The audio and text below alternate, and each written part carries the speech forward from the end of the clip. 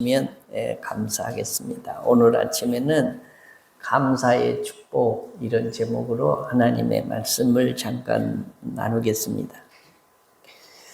성경이 구석기 시대에나 통용되는 이 종교적 메인이라고 생각하는 사람들이 많습니다. 그렇지만 갈수록 이게 성경의 예언과 말씀들을 과학자들이 사실이라고 증명하고 있습니다. 말세의 징조들을 성경에 예언하고 있는데 요즘은 과학적으로 그 말씀이 맞다고 증명하고 있습니다. 세상에 되어져 가는 일도 그렇지만 그 중에 하나가 이 뇌과학이라는 것입니다. 세로토닌이나 도파민 이런 물질들은 의과학이 증명을 하는데 여기에 관한 논문들이 옛날에는 없었지만 지금은 수천 편에 이릅니다. 세로토닌이라고 하는 이 신경 전달 물질은 인간의 소소한 행복을 느끼게 해주는 행복 호르몬이라고 합니다. 우울증을 마음의 감기라고 하는데 우울증이 심해서 삶의 의욕이 떨어지고 또 밥맛이 없고 잠이 잘 안 오고 컨디션이 가라앉아서 살 의욕이 별로 없어지면 사람들이 병원을 찾아갑니다. 의사 선생님이 상담을 길게 하고 약을 처방해 줍니다. 그때 처방해 주는 약이 뭐냐? 세로토닌 수치를 올려주는 약이에요. 이 도파민이라는 그 성분이 있고 아드레날린이라는 성분이 있는데 이 도파민은 쾌락의 정열적인 움직임을 상승시켜 주는 것이고 아드레날린이라고 하는 것은 부정적인 마음이나 스트레스를 자꾸 더 증가시켜 주는 것인데 이 세로토닌이라고 하는 이 약은 이 두 가지를 높일 것은 좀 높여주고 낮출 것은 낮춰줘서 사람의 마음을 차분하게 만들어 준다고 합니다. 실험을 했습니다. 마음이 우울한 사람들을 모아놓고 두 그룹으로 나누었습니다. 한 그룹에게는 감사의 조건을 생각을 하고 그것을 기록하라고 했고 한 그룹은 당신의 마음들이 원하는 것을 다 쏟아내도 좋습니다 라고 했습니다.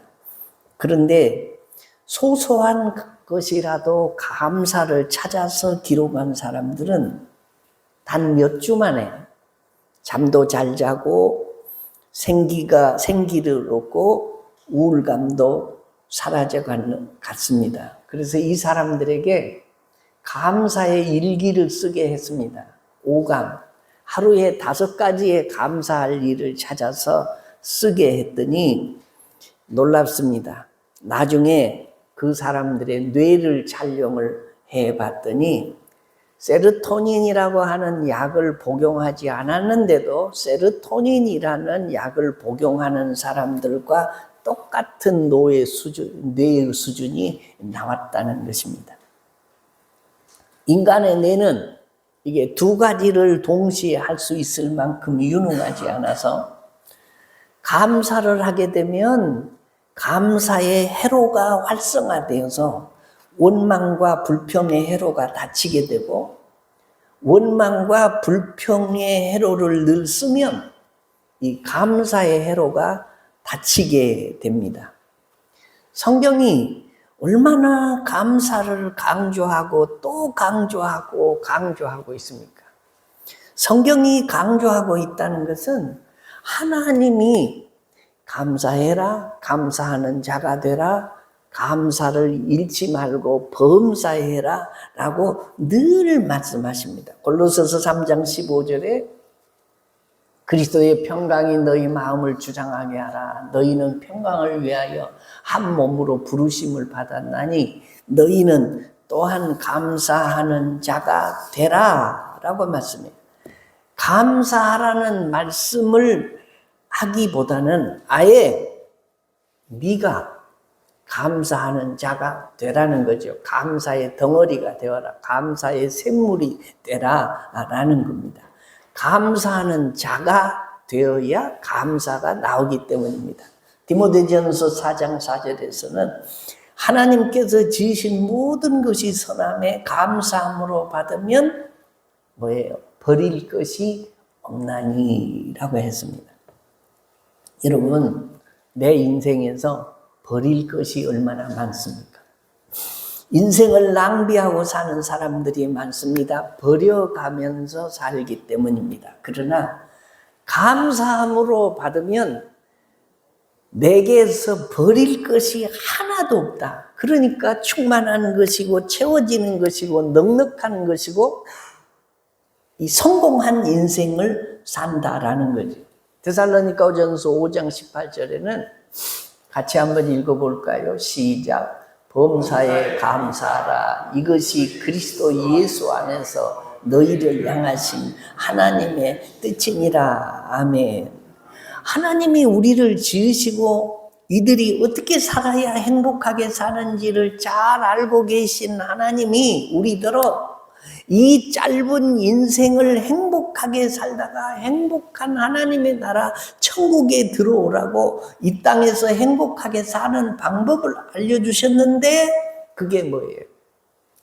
감사하고 감사하는 자가 되라라는 것입니다. 믿으시면 아멘. 감사하면 이 세로토닌이 우리의 몸에 그냥 생기는 겁니다. 쌓아지는 것입니다. 약을 먹는 것과 똑같다라는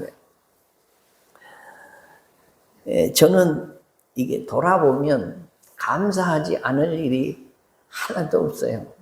우리 대한민국에 교회가 4만 5천 교회 정도, 약 5만 교회 가까이 있는데 제가 우리 신혼교회 담임 목사로 매주 이렇게 서서 하나님 앞에 또 여러분에게 설교를 할 수 있는 이런 특권을 하나님이 주셨으니 얼마나 감사한지 모릅니다.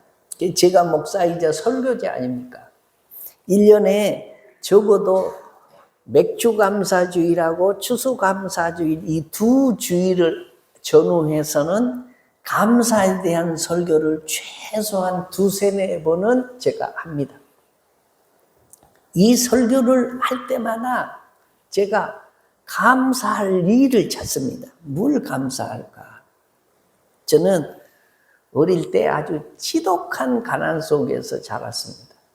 시골에 살았는데요. 우리 부모님이 6.25 때 인민군에게 끌려가서 부역을 했다는 이유로 그 동네에서 6.25가 끝나니까 손가락질을 받아서 못 사니까 다른 동네로 이사를 갔어요. 그러니까 그 동네에 가니까 토지가 하나도 없죠.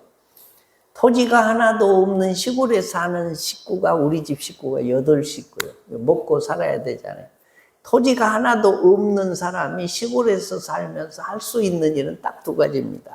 하나는 소작 농사를 짓는 거고요. 남 땅을 빌려서 농사를 짓는 거고 또 하나는 품팔이를 하는 거예요. 날마다 가서 남의 일을 해주고 품삯을 받고 또 식량 먹을 것을 받아다가 식구들에게 나누는 것입니다. 제가 56년생이에요. 그러니까 우리나라에 6.25 전쟁이 일어나가지고 53년 7월 27일에 휴전협정이 체결되어서 우리 전쟁이 끝났습니다. 휴전이 지금까지 계속되고 있는데 전쟁이 끝난 이후에 3년 후에 제가 태어났으니까 우리 어른들은 더 어려우셨겠지만 얼마나 그때 어려웠겠습니까? 전 국토가 황폐화되었고 경제는 이루 말할 수 없어요. 세계에서 그때 가장 가난한 나라였습니다. 그때 우리나라의 국민 소득이 66달러예요. 지금은 얼마인지 아십니까? 약 3만 5천 달러 정도 돼요. 우리나라 국민소득이. 그런데 그때 제가 태어나던 해에 66달러예요. 얼마나 가난하게 살았는지 모릅니다. 이게 아주 찢어지게 가난하겠어요. 8식구가 먹을 것이 없어요. 아침에는 꽁보리밥 먹고요. 점심 때는 고구마나 감자를 하나씩 먹고 배를 채우고요. 저녁에는 그냥 좁쌀 좁쌀을 풀어가지고 물에다 노그름하게 써가지고 그래도 안 먹을 수는 없으니까 훌훌 마시고 잠을 자는데 저녁에 한참 자다 보면 배가 고파서 잠이 안 오라. 뭘 먹어야 되겠는데 먹을 것이 아무리 뒤져도 없어요. 그렇게 어렵게 살았어요. 그런데요, 우리 이웃집에 그래도 토지도 좀 있고 괜찮게 사는 집이 살았어요. 그 집이 우리 집 형편을 알고 저녁이 되면 저녁 먹을 때쯤 되면 그 딸을 시켜가지고 밥을 꼭 한 그릇을 담아다가 우리 마루에다가 놔두고 슬쩍 그냥 가요. 이것을 하루만 한 게 아니고요. 6개월, 1년 정도 계속 합니다. 우리가 너무 가난하게 사니까. 그러면 그 밥 한 그릇을 물에다가 풀어가지고 죽을 써서 저녁에 좁쌀죽을 안 먹고 이제는 그걸로 죽을 써서 먹고 이 연명하고 사는 거예요. 요즘으로 생각해 보면 그냥 길거리에 앉아 있지만 않지 노숙자 같이 사는 거죠. 먹을 것만 겨우 먹고 그냥 사는 거죠. 그러니까 거지 중에 거지같이 사는 거죠. 입을 것은 생각도 못하고 먹고만 살아도 감사하고 산다라는 거죠. 그것이 지금도 제가 큰 다음에 감사하다라는 생각이 들어서 제가 그때는 부잣집이었죠. 우리 옆집에 사는 사람이. 그래서 최근에 내가 그 집을 한번 수소문해서 찾아봤더니 다 고향을 떠나고 그 막내 아들이 고향을 지키고 살더라고요. 토지가 많아서. 그래서 그 밥을 갖다 줬던 그 눈앞벌 되는 사람을 찾았더니 광주에 살아요. 그래서 제가 전화도 하고요. 그리고 그 집 주소를 좀 알려달라고 해가지고 내가 큰 선물을 그 집에 보냈어요. 그리고 시골에 사는 우리 후배 되는 그 친구에게도 내가 비싼 선물을 해가지고 그 집에 보냈습니다. 그런데 그 친구는 나보다 한참 후배인데 2년 전에 암으로 세상을 떠났어요. 그래서 그 선물 받고 떠났어요. 그 다음에 광주에 사는 우리 눈앞벌 되는 사람은 내가 그 선물을 보내줬더니 자기도 또 내게 선물을 보내줬더라. 무슨 얘기를 하려고 그러냐? 우리가 가난하고 힘들게 살 때 그 은혜를 갚고 그것이 너무너무 감사한 일이었다라는 것입니다. 아마 그 막내 아들이 암으로 죽었을 때에 제가 죽었다는 것을 알았으면 아마 부위를 좀 두툼하게 가지고 가서 제가 조문도 하고 장례도 참여했을 텐데 그걸 안 알려줘가지고 그냥 먼저 갔습니다. 교회에서 다행히 믿음은 없었는데 교회에서 장례를 치러줬다라고 하더라고요. 탈무드에 이런 말이 있습니다. 거인이 누구냐? 누가 큰 사람이냐? 누군가 기댈 수 있는 어깨를 빌려줄 수 있는 사람을 만난 사람이 거인이다. 다시요. 누가 거인이냐? 누군가 기댈 수 있는 어깨를 빌려줄 수 있는 사람을 만난 사람이 거인이다. 이 말은 독불장군은 없다는 말입니다.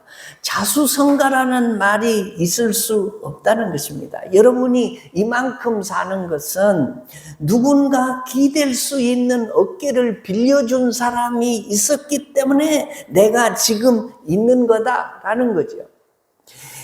그 어깨를 빌려주신 분들이 부모일 수도 있고 스승일 수도 있고 친구일 수도 있고 이웃이나 아내나 남편이나 자식이나 전혀 생각지도 않는 내가 모르는 사람일 수도 있다는 것입니다. 그러니 결론이 뭐예요?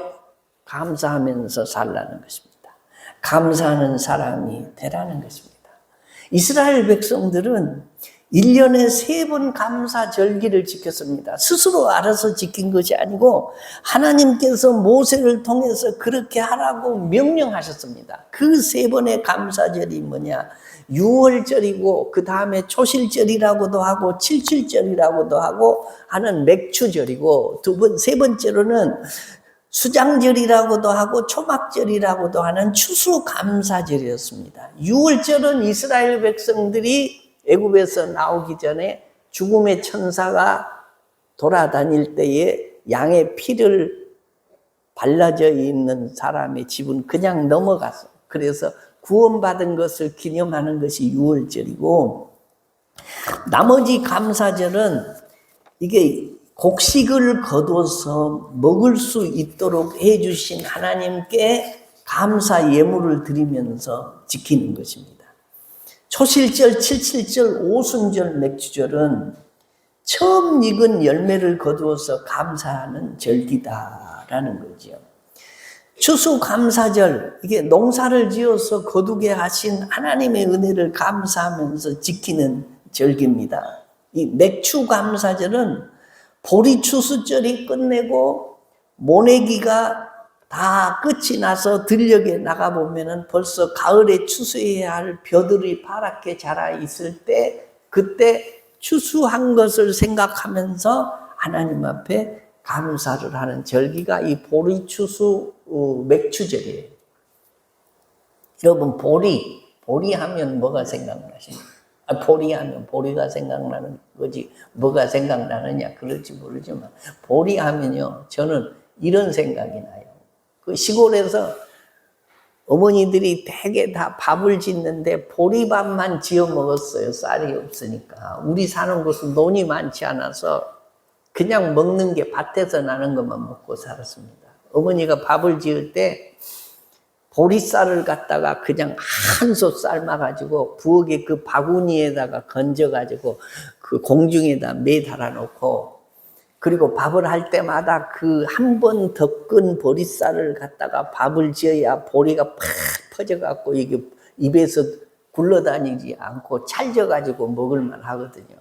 그러니까 보리쌀을 어머니가 삶아가지고 밥바구리처럼 바구리에다 담아서 매달아 놨다가 거기서 덜어서 꼭 밥을 한 그런 기억이 있어요. 그러다가 조금 이제 세월이 지나서 좀 더 잘 쌀게 되니까, 쌀이라는 것이 이제 집에 조금씩 생기니까 쌀은 밥을 할 때 보리쌀을 먼저 안치고 그 가운데다가 쌀 한 주먹을 딱 넣으면 신기하게도 그 쌀이 다 온전히 섞여져 버리는 것이 아니고 그 가운데 그대로 쌀밥이 그대로 남아 있어요.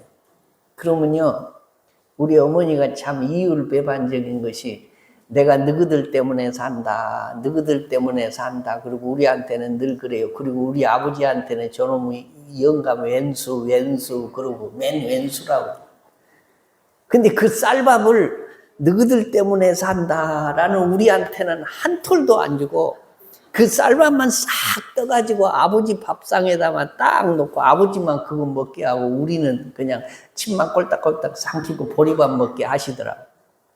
얼마나 그때 우리 어머니가 아니 맨 왼수 하는 그 우리 아버지한테는 쌀밥만 주고 우리는 보리밥만 줄까? 그것이 지금도 남아있어요. 보리하면. 그런데 지금은요, 보리 농사 짓는 사람도 별로 없어요, 시골 가도. 근데 교회에서는 맥추감사주의를 지키잖아요.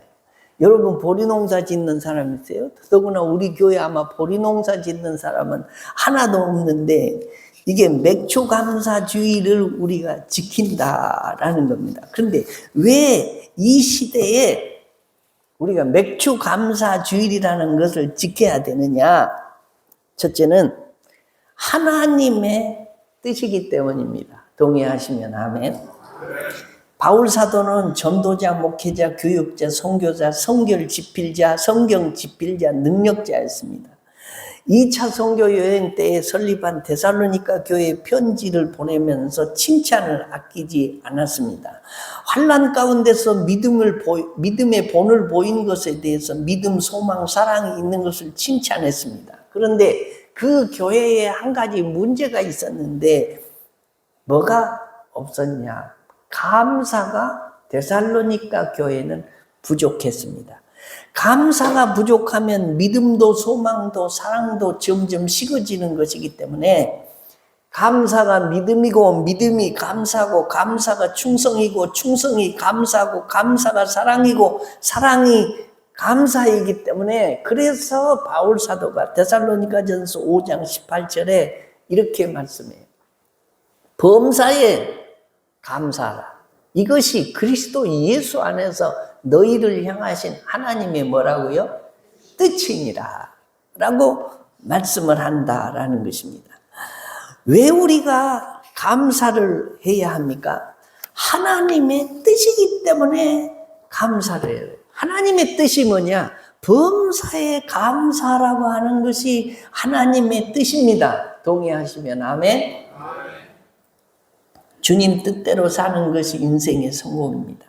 감사하는 것이 하나님의 뜻인데 어디까지 감사라고 하냐? 범사에 감사. 이 범사라는 말은 모두 범자에다가 일사자요. 모든 일에 감사를 해라 라고 말씀을 합니다. 자신과 자신을 둘러싼 주변의 모든 상황, 모든 환경, 모든 사람, 과거와 현재와 미래, 좋은 것만이 아니라 좋지 않은 것, 그리고 불행과 슬픔, 고난, 사고, 질병 등 모든 것을 뜻합니다. 그래서 이 모든 것을 감사하면서 살아라는 겁니다.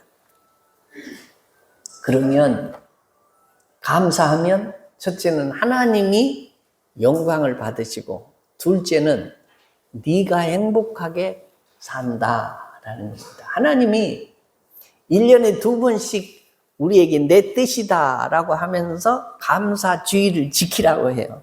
그 지키는 이유가 뭐냐? 너희들이 행복하게 살려면 감사하라는 거예요. 행복의 회로가 열려지고 이 땅에서 복 있게 살려면 세로토닌을 자꾸 올려서 소소한 행복을 누리고 살려면 감사해야 너희들이 복 있게 사는 것이니까 이것이 내 뜻이다. 그러니 늘 감사하면서 살라라고 말씀한다라는 것입니다. 사랑하는 성도 여러분, 세상 살다가 어떻게 감사할 일만 계속 있겠습니까? 감사할 일보다는 원망하고 불평하고 고민할 일들이 더 많을 것입니다. 그럼에도 불구하고 우리의 행복을 위해서 하나님이 이건 내 뜻이니 감사해라 라고 하셨으니 감사하는 인생 살아갈 수 있기를 주의 이름으로 축원합니다. 감사는 하나님의 명령입니다. 범사에 감사하라. 이것은 하나님의 명령이죠. 사회학자 스탠디라는 사람이 요즘 시대는 암보다 더 무서운 질병을 앓고 있는데 그것은 감사 불감증이다라고 했습니다. 칼빈은 감사 생활은 구원받은 그리스도인의 마땅한 삶이라고 하면서 만일 감사하지 않는다면 그것은 배은망덕이라고 했습니다. 요한 웨슬레는 감사는 성숙한 그리스도인의 표적이라고 했고 미국 유명한 부흥사 R.A. 토레이는 성령 충만은 곧 감사 충만이다 라고 했습니다. 우리가 신앙생활을 한다고 하는데 누가 신앙생활을 멋있게 누가 신앙생활을 질적으로 잘하는 사람이냐? 감사하는 사람이 신앙생활을 잘하는 사람이고 아무리 신앙이 좋다고 하더라도 감사가 없는 신앙생활은 빈 껍데기 같은 신앙생활이다라는 것입니다. 이스라엘 백성들이 애굽에서 430년간 노예 생활을 할 때 그들의 생활이 어떠했습니까? 한마디로 비참한 생활을 했습니다. 자신의 집도 가질 수 없고 법적 권리도 자유도 인권도 보장받지 못했습니다. 마치 가축처럼 팔려갖고 소처럼 중노동을 해야 했습니다. 언론의 자유가 없었습니다. 입이 있어도 하고 싶은 말을 못했습니다. 자기의 의견을 내어놓을 수도 없었습니다. 이주의 자유도 없었습니다. 원하는 곳으로 이사도 할 수 없었습니다. 자녀를 마음대로 교육시킬 수도 없었습니다. 이것이 애굽에서 430년 동안 살았던 이스라엘 백성들의 삶이었습니다. 과거를 생각해 보면 지긋지긋한 삶입니다. 그런데 가나안 땅에 들어온 지금은 어떻습니까? 좋은 집을 짓고 삽니다. 언제든지 원하는 곳으로 이사를 갈 수 있습니다. 자기 농장을 가지고 농사를 하면서 풍성한 수확을 거두어 창고에 쌓아놓고 배부르게 먹게 되었습니다. 소와 양과 염소를 길러서 우유와 고기와 골수와 기름을 배불리 먹을 수 있게 되었습니다. 포도원과 무화과 농장과 올리브 농장을 가지고 그런 고급스러운 과일을 먹으면서 기름을 사용할 수 있게 되었습니다. 얼마나 감사합니까? 이렇게 젖과 꿀이 흐르는 기름진 땅에 살게 되었는데, 그 땅에서 나는 첫 열매로 하나님을 공경하고 감사를 드리는 맥주 감사절을, 그것을 감사하면서 지키라는 것입니다. 감사를 잃어버리면 다 잃어버려요. 감사를 잃어버리면 기쁨도 즐거움도 잊어버립니다. 하나님의 은혜와 축복도 잊어버립니다. 마음속의 사랑도 잊어버립니다. 감사를 잊어버리면 인생의 모든 낙을 잃어버리게 됩니다. 신자의 본분을 잃어버립니다. 감사가 살아있을 때 은혜가 살아있습니다. 감사가 살아있을 때 기쁨이 살아납니다. 하나님의 축복이 살아납니다. 감사를 회복하는, 특별히 감사주의를 앞두고 여러분 속에 이 감사가 회복되는 축복이 있어지시기를 주의 이름으로 축원합니다. 신문에 보니까 현대차 노조가 6년 만에 파업을 하기로 결정했다라는 기사를 봤습니다. 파업 찬반 투표를 했는데 전체 노조원 중에 89.97%가 파업에 찬성을 했습니다. 노조의 요구가 뭐냐? 기본급 15만 9천 원 인상, 상여금 900% 인상, 금요일 4시간 근무제 도입. 그러니까 금요일은 절반만 일하고 퇴근하겠다라는 거죠. 64세까지 정년 연장. 이거 안 들어주면 파업하겠다는 거예요. 월급이 현대자동차 직원들 평균이 1억이라.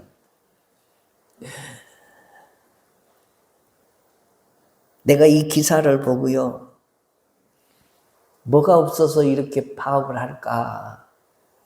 이유는 딱 하나입니다. 감사가 없습니다.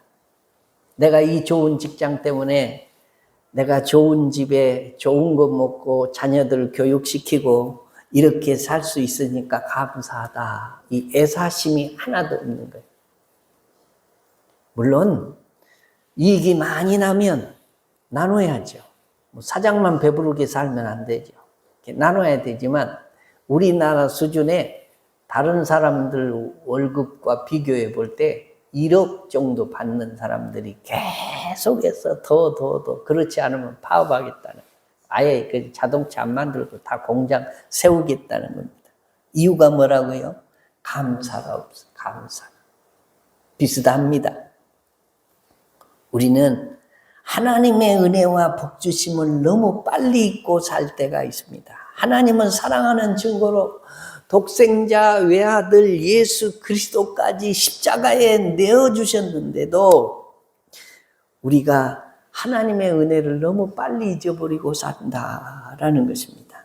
하나님께 진심으로 감사한다면 아무리 구원받은 지 오래되었어도 주신 복을 기억하고 감사하면서 살아야 됩니다. 요즘에는 참기름을 기름집에 가서 짜는 사람은 별로 없습니다. 그냥 마트에 가면 잘 포장되어서 나온 병채 그냥 사다가 먹는데, 우리 어렸을 때는 깨를 가지고 참기름을 짜러 기름집에 갑니다. 가서 잘 볶아야 됩니다. 너무 새까맣게 떼면 기름이 써서 못 먹고, 너무 이게 적게 볶으면 기름이 비려요. 고소한 맛이 안 나게 잘 볶아야 돼요. 그리고 그것을 압축기에다 놓고 확 짜면 기름이 줄줄줄줄 나옵니다. 그럼 그걸 받아가지고 가서 식구들끼리 밥 비벼 먹고 뭐 반찬에도 쳐먹고 그러는데, 우리가 참기름 짜듯이 감사를 짜내야 됩니다. 감사. 아무리 짜봐도 내게는 감사할 것이 없어요. 옆집에 누구는 저렇게 잘 살고 감사할 것이 저렇게 많은데 나는 감사할 것이 없어요. 왜 없어요? 안 짜내기 때문에 그래요. 안 짜내기 때문에. 우리가 감사를 참기름 짜듯이 짜내야 됩니다. 그래서 짜냈더니 감사할 것이 이게 한두 가지가 아니고 이게 수백 가지가 아니고 수천 수만 가지구나. 나만큼 감사할 조건을 누가 가지고 있냐라고 하나님 앞에 감사하고, 위로 하나님 앞에 감사하고, 아래로 사람에게 감사하고, 만나는 사람에게 감사해야 우리가 복 있게 살고 행복하게 살고 늘 세로토닌이라고 하는 이 신경 전달 물질을 우리 몸속에 지니고 사는 줄로 믿으시면 아멘. 하나님이 왜 감사하라고 할까? 하나님만 이익 보려고 감사하는 것이 아니고 너희들 이 땅에 사는 동안 행복하게 살다가 행복한 하나님의 나라에 들어와라라고 우리를 위해서 감사하라고 하는 거예요. 여러분, 불평하고 원망하고 사는 사람들은요, 다 가시가 덮쳤어요. 자신의 삶이 행복하지가 못해요. 소소한 행복이 하나도 없어요. 그래서 하나님이 우리에게 감사하고 살아라. 위로 하나님께 감사하고, 아래로 부모에게 감사하고, 만나는 사람에게 감사하고, 스승에게 감사하고, 이웃에게 감사하고, 감사하고 살아라. 그것이 행복하게 사는 지름길이다 라고 말씀하십니다. 다음 주일은 우리가 맥주 감사 주일이에요. 보리 농사 짓는 사람 하나도 없어요. 그래도 지키라고 해요. 누가? 하나님.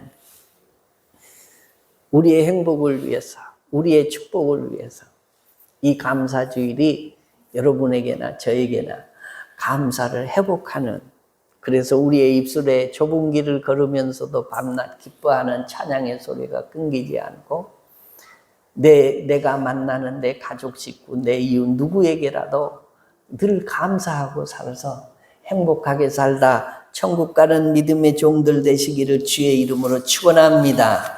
다 같이 우리 자리에서 일어나시겠습니다. 일어나셔서 하나님 앞에 기도할 때에